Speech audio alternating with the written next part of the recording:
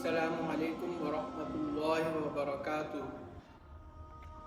معزز سامعین، آج کی ویڈیو میں قصص الانبیاء میں سے سب سے پہلے نبی حضرت آدم علیہ السلام کے قصے کو ذکر کریں گے، جو کہ سب سے پہلے انسان اور نبی بنا کے دنیا میں بھیجے گئے۔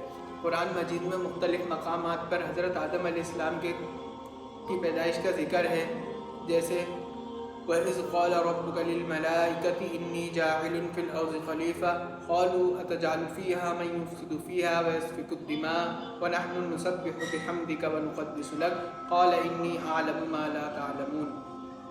ترجمہ: اور جس وقت تیرے رب نے فرشتوں سے فرمایا کہ بے شک میں زمین میں اپنا ایک نائب بنانے والا ہوں، تو فرشتوں نے عرض کیا، اے ہمارے رب، کیا تو ایسے شخص کو نائب بنائے گا جو زمین میں فساد کرے گا اور خون ریزی کرے گا؟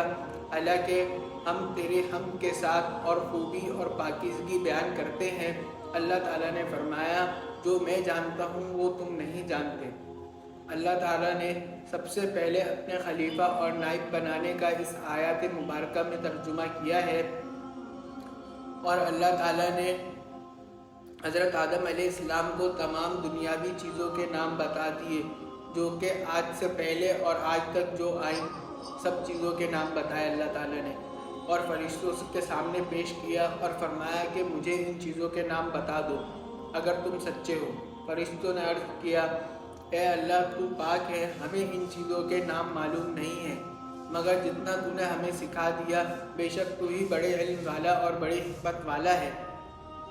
اللہ تعالیٰ نے فرمایا کہ اے آدم، اب تم ان چیزوں کے نام ان کو بتاؤ۔